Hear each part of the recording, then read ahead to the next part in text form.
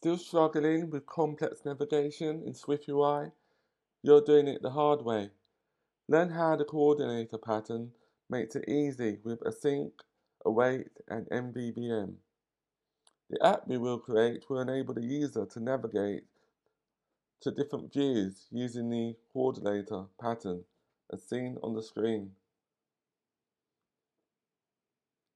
If I click on the Show Users button, it will populate the list with the user's payload. If I click on Show Products, it populates the list with the product's payload. Clicking on Orders, it populates the list with the orders payload. So this is the app feature that we will create in this tutorial.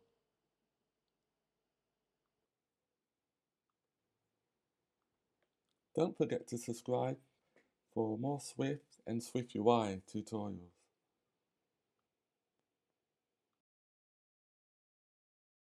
So this is the endpoint that we'll be using. irisinsights.co.uk/data.json.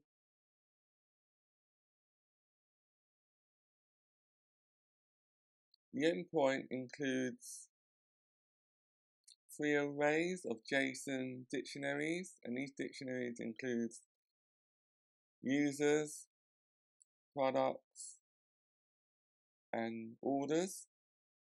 So this is the actual payload we'll be using within the tutorial to populate our views.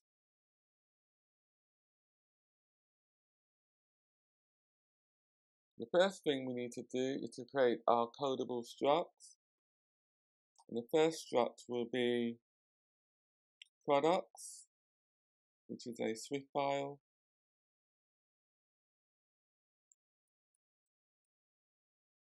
Product.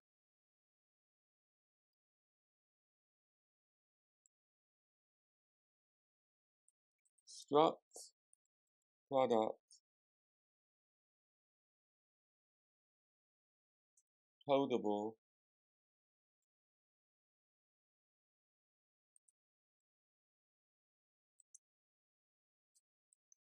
Identifiable.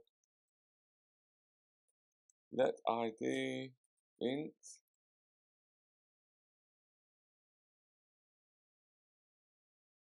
Which is a unique identifier for the product.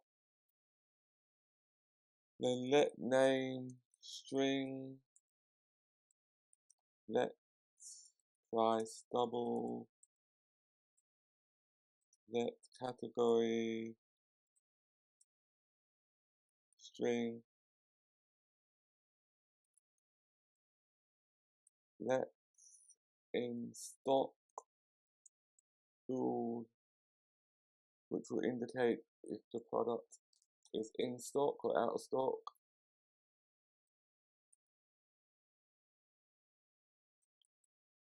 Create an enum for our coding keys.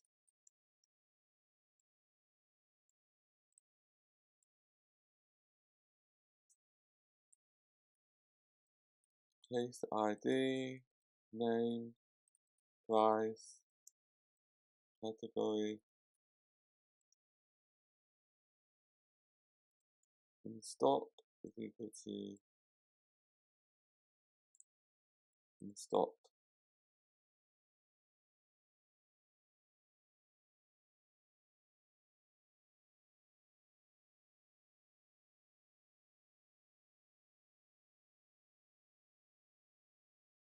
On lines 22, for the coding keys at the end, there shouldn't be an S, it should just be a coding key.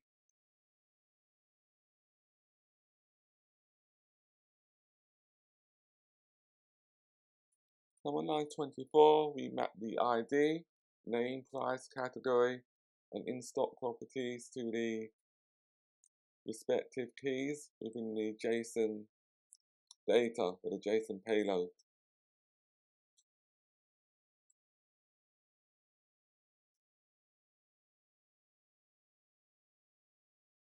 The next codable struct we need to create is called order So we create another Swift file, click on next,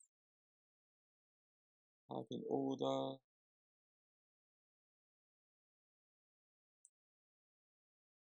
struct, order, codable,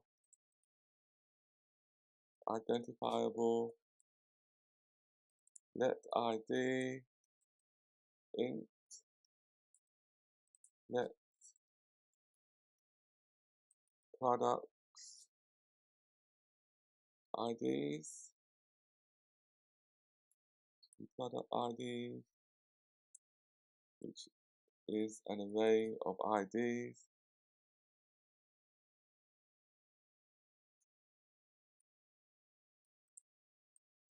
total price, which is double,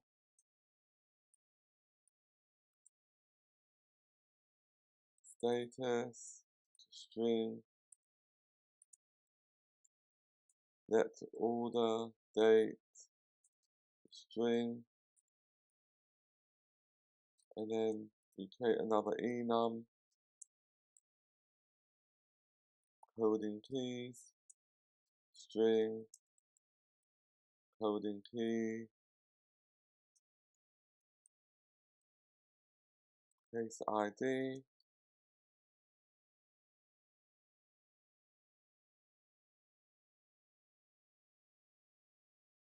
user, we missed one out, on line 14, that should be user ID, which is int,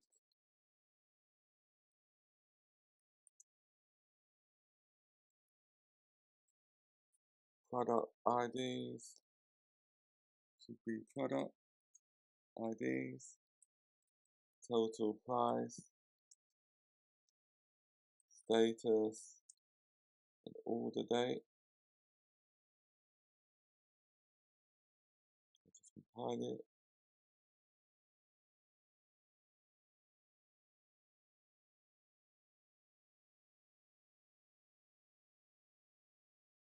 Make the language translator functional. The first thing we need to do is register for an API key. In this lesson, we will create the downloading translation view. So within the application, when the user enters the text that they want to be translated, for example, if I enter hello, and I want that to be translated from English to Spanish, when I click on translate, you'll see a view above here, which will display the word downloading. Learn to build a language translator apps with SwiftUI Master UI Design, API integration, and hands-on projects. Enroll now and start building. The next codable struct we need to create is called user. So we create another Swift file, select, name the file user,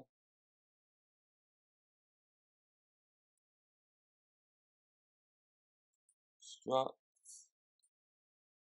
user,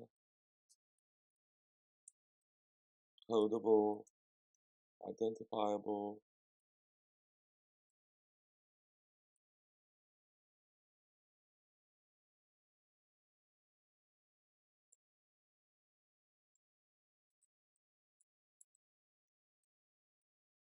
let ID, int,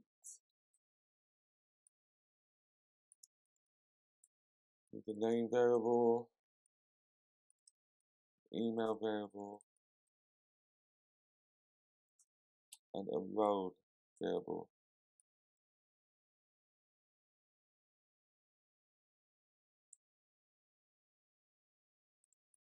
We need to create another enum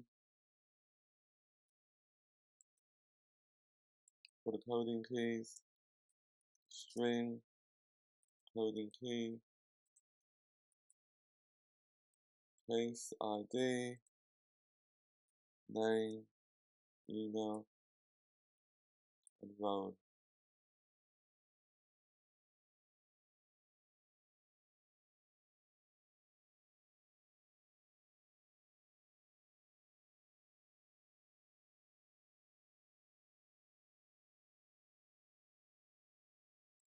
For tomorrow's tutorial, we will implement the network manager layer that will call our endpoints.